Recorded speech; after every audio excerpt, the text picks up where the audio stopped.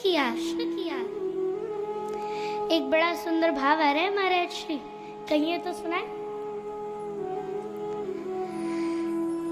दो बालक थे। कई लोग प्रश्न करते हैं भगवान को सबसे प्रिय कौन होता है। इसका उत्तर भगवान ने गीता में दिया है। जो सत्य सनातन धर्म को समर्पित हो जाए वही मुझे सबसे प्रिय है। इसको सरलता से एक कथा के माध्यम से समझते हैं। एक पिता के दो बच्चे, एक का नाम है अविज्ञात, दूसरे का नाम है पुरंजन। एक बार पिता दोनों बच्चों को लेकर मेला घूमने के लिए गए। पुरंजन उस मेले की चकाचौंध को देख करके घूम गया। अब अविज्ञात जो पहले बेटे थे वह अपने भाई को ढूंढने के लिए गए और अपने भाई को ढूंढकर ले आए। अब आप ही बताइए उस पिता को सबसे पहले सबसे प्रिय कौन होगा? स्वाभाविक है पहला बच्चा अविज्ञात, जो दूसरे बच्चे को खोज कर लाया, ढूंढ कर लाया। वैसे ही हमारे संजय त्रिपाठी जी और पूज्य महाराज श्री, आप परमात्मा के वही बेटे हैं जो इस सांसारिक भवाटवी में फंसे लोगों को भगवान से जोड़ रहे हैं। आप दोनों के लिए व्यासपीठ से खूब खूब साधुवाद। सच्चिदानंद रूपाय विश्वोत्पत्त्यादिहेतवे तापत्रय विनाशाय श्री कृष्णाय वयं नमः।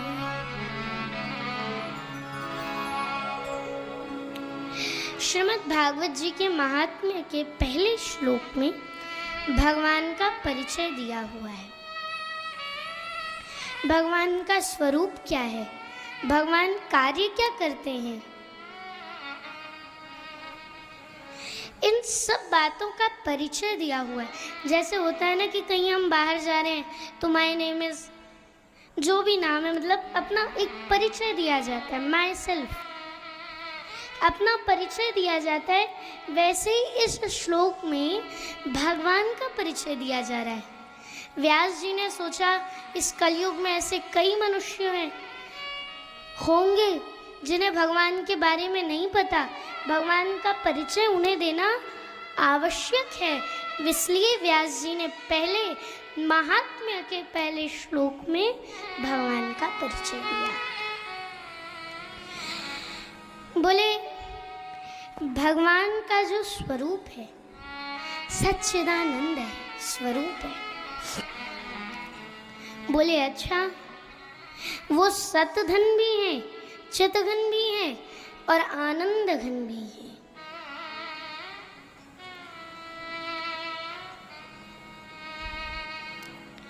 इसलिए उनका स्वभाव है सच्चिदानंद,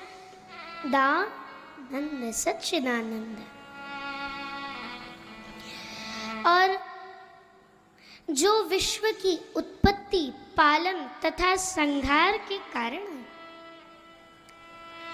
जो परब्रह्म तीन रूपों में विभक्त होकर के, ब्रह्मा विष्णु महेश, इन तीनों रूपों में विभक्त होकर के इस संसार की उत्पत्ति, पालन तथा संहार के कारण है।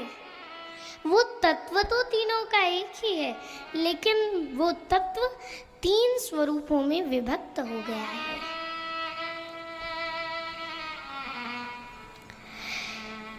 जो तीन स्वरूपों में विभक्त होकर के इस सृष्टि की उत्पत्ति, पालन तथा संहार करते हैं, तथा जो हमारे दैविक और भौतिक तीनों प्रकार के तापों का नाश करने वाले हैं, ऐसे श्री कृष्ण, श्री अर्थात प्रिया जी,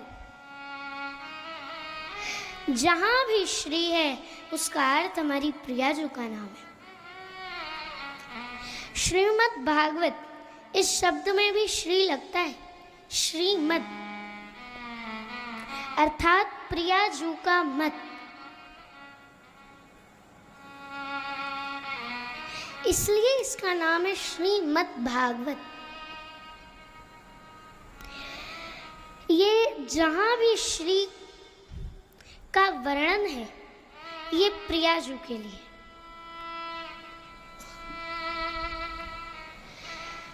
यहां पे भी श्री व्यास जी क्या कहते हैं, ऐसे श्री कृष्ण अर्थात श्री राधा रानी के साथ हम भगवान श्री कृष्ण के चरणों में बारंबार प्रणाम निवेदित करते हैं।